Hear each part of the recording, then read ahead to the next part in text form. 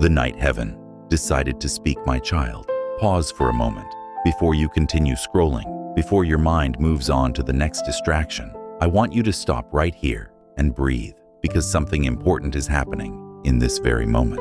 You may think you randomly stumbled upon these words. Maybe you believe this is just another video, another message, another voice speaking into the endless noise of the internet. But what if it isn't? What if this moment was arranged long before you ever arrived here? What if heaven knew that tonight, at this exact moment, your heart would finally be ready to hear something it has been waiting years to understand? This is not coincidence. This is not luck, and it is certainly not an accident. Your Father has been watching your life very closely. He has seen every silent struggle you never told anyone about. He has seen every night when the world went quiet and your mind filled with questions you could not answer. He has watched the moments when you smiled in front of others while carrying storms inside your chest. And tonight, He wants to speak, not to the crowd, not to everyone, but to you. Yes, you, the one who stayed long enough to listen. Before we go any further, I want you to do something simple. Close your eyes for just a moment and whisper these words softly. Speak, Lord. I am listening. Let those words settle in your spirit, because what comes next is not meant to entertain you. It is meant to reach the deepest part of you. My beloved child, there is something I have wanted to say to you for a very long time. Not instructions, not correction, not a list of things you must fix about your life. Something far simpler than that, but also far more important. I need to remind you who you really are, because somewhere along your journey, something happened. Actually, many things happened. Life didn't unfold the way you expected.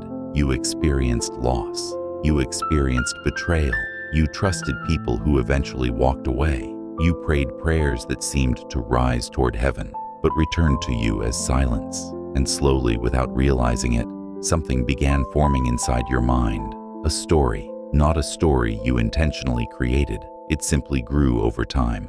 Every disappointment added another sentence. Every unanswered prayer added another chapter. Every moment of loneliness added another layer.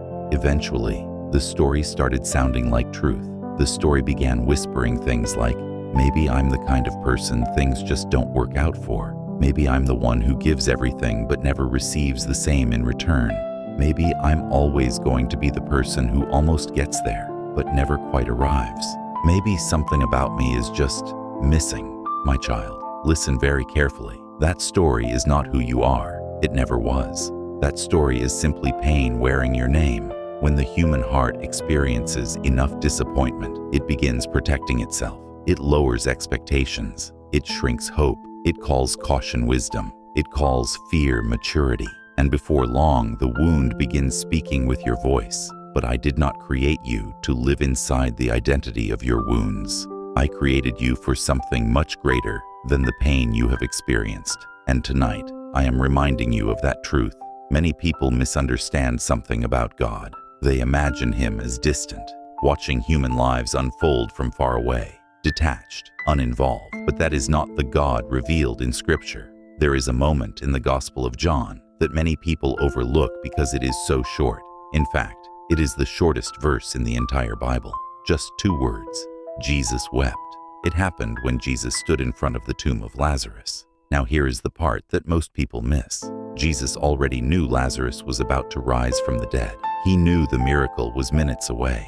He knew resurrection was coming. Yet even with that knowledge, He still wept. Why? Because love does not skip over suffering, simply because it knows the ending. Love sits in the pain of the moment. Love enters the grief. Love shares the weight of the present. My child, this is exactly how your Father has been with you. Not observing your life from a distance, not watching like a spectator. He has been inside your story. When you cried alone in your room, He was there. When you whispered prayers that felt like they disappeared into silence, He was listening. When you woke up in the morning, already tired from battles no one else could see, He was beside you. You may have felt invisible, but you were never unseen. You may have felt abandoned, but you were never alone. Your pain mattered. Every tear mattered. Every moment you thought heaven was silent, heaven was paying attention. And the Father who holds the universe in his hands was moved by what you were experiencing. Your suffering was never small to him. Your struggles were never insignificant. Your story has always mattered. But there is something else you must understand tonight. The difficult seasons of your life did not just wound you, they also formed you. You became someone through those seasons. Pain changes people, but not always in the ways we expect. Through the storms you walked through, you developed a strength that cannot be created in comfort. Not loud strength, not the kind that announces itself to the world. A quiet strength, the kind that only forms when a person reaches the end of themselves. You reached moments where you had nothing left. Your courage was gone. Your energy was gone. Your hope felt fragile. Your faith felt thin. And yet, somehow you kept going. Something carried you when you could no longer carry yourself. Something held you together when everything inside you felt like it was falling apart. That discovery is powerful because once a person realizes they are being held by something greater than themselves, fear begins to lose its authority. You learned something many people never truly understand. You learned that the bottom is not empty. You discovered that when your strength ends, God's strength begins. And that knowledge will not be wasted, because in the next chapter of your life, you will meet people standing in the exact place where you once stood. People who are exhausted, people who are questioning everything, people who feel like they are standing at the edge of giving up. They will not need someone who has read about hope in a book. They will need someone who has walked through darkness and still found light. Someone who knows what it feels like to reach the bottom and discover that the bottom is not empty. My child, you are that person. But before this new season begins, there is something I need you to release. Not your strength, keep that. Not your compassion. Your compassion was born from your pain, and it is precious. Not your depth. That depth is part of who you are now. What I need you to release is the identity your wounds built. The identity that says you are someone things happen to. The identity that says life will always limit you. The identity that quietly whispers that the ceiling you keep bumping into is the highest place you will ever reach. My beloved child, that ceiling was never the limit. It was only the floor of what comes next. But you cannot receive what is coming while still holding the old story. And tonight, I am asking you to loosen your grip on it, because the season that built that identity is ending. The valley was never the end, my beloved child. Before you step into what is coming next, there is something I need you to understand about the valley you have been walking through, because the valley changed you. It tested you. It stretched you further than you ever imagined you could go. And at times, it almost convinced you that you would never leave it. There were moments when you looked around your life and quietly asked yourself a question you never said out loud to anyone else. Is this it? Is this what my life will always look like? You saw other people moving forward. You saw doors opening for them. You saw opportunities appearing in their lives. Meanwhile, you felt like you were standing in the same place, waiting, hoping, praying, but watching nothing change. And after enough time passed, something began whispering inside your mind. Maybe this is just how life is going to be. Maybe the valley is not temporary. Maybe it's permanent. My child, the valley was never your destination.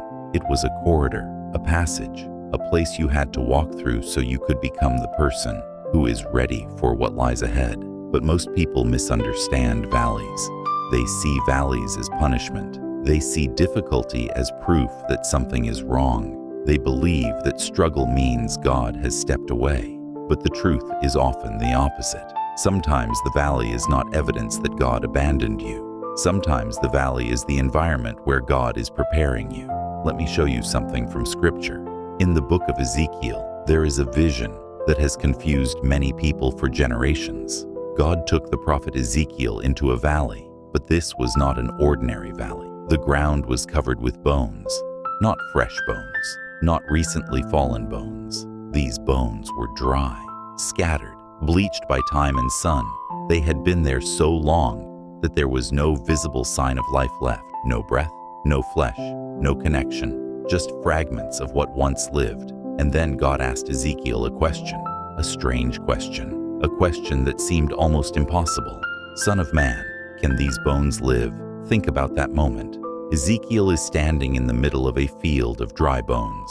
There is no logical reason to believe life is possible, no evidence, no visible hope. But instead of arguing, instead of explaining why resurrection seemed impossible, Ezekiel simply said, "Lord, only you know." And then God did something unexpected. He didn't give Ezekiel a lecture. He didn't explain the science of miracles. He gave Ezekiel an instruction: prophecy to the bones. Speak to them. Call life into what looks dead. Imagine how strange that must have felt, speaking to bones. But Ezekiel obeyed, and as he spoke, something began to happen. The bones started moving. One bone found another.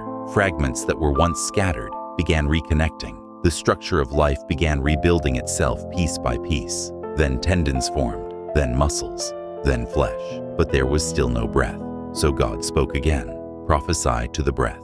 And when the breath entered those bodies, they stood up. An entire army. What once looked completely finished became something powerful. My child, that vision was never just about ancient history.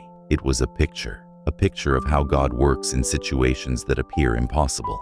Because the condition of the bones did not limit God's power. The dryness was not a problem. The scattered pieces were not an obstacle. In fact, the valley was chosen on purpose. Because if God can bring life to the driest valley imaginable, then nothing in your life is beyond restoration. Not the dream you buried years ago.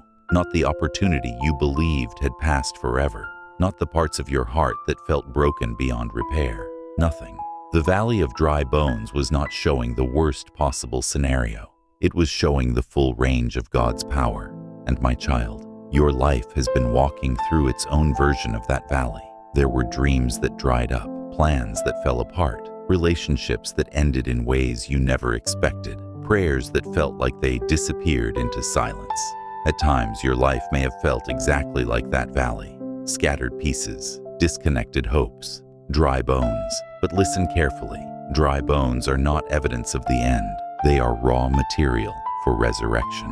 God specializes in breathing life into what the world calls finished. And the same breath that entered Adam at the beginning of creation, the same breath that raised Lazarus from the tomb, the same breath that moved across Ezekiel's valley, is moving toward your life right now. But there is something else we need to talk about, because the valley did more than create difficult circumstances. It also created beliefs, agreements you made inside your mind without realizing it. When disappointment repeats itself enough times, the heart begins forming conclusions. Not loud conclusions, quiet ones, subtle ones. Thoughts like, maybe I shouldn't hope too much. Maybe it's safer not to expect anything. Maybe wanting more only leads to more pain. These thoughts don't sound like fear. They sound like wisdom. They sound mature. They sound practical. But many times they are simply protection mechanisms. Your mind trying to protect your heart from being hurt again. And while that protection may have helped you survive difficult seasons, it also placed limits on what you allowed yourself to believe was possible. My beloved child, tonight those agreements are being broken because I did not create you for small hope. I did not create you for safe faith. Faith was never meant to stay inside the boundaries of what is already visible. Faith reaches beyond the visible. Faith calls the future into the present. Faith believes in possibilities that logic cannot yet explain. Scripture describes faith this way. Faith is the substance of things hoped for, the evidence of things not seen. Faith does not manage certainty. Faith creates it. And the agreements that taught you to keep your expectations small do not carry God's authority. They are being removed. There is another belief that formed during your valley season, one that settled deeper than the others. It whispers something like this: I'm just not the person things work out for. Maybe you never said those exact words, but the feeling lived somewhere inside you. After enough disappointments, it started feeling like a pattern, like life was somehow different for you, like other people received the breakthroughs while you received the lessons. But my child, you misunderstood the season. Those difficult years were never proof that things don't work out for you. They were preparation for the person you were becoming. Because what God is preparing to place in your life requires a certain kind of strength, a certain kind of humility, a certain kind of compassion. things that can only be built through experience. The valley was not evidence of rejection. The valley was construction. God was building something inside you. And now, the building phase is ending. The next phase is beginning. And when things begin to shift in your life, they will not appear as random miracles. They will appear as the continuation of a story that was always moving somewhere. A story guided by a father who knew the ending before the first chapter began. You were always going somewhere, even when it felt like you were standing still.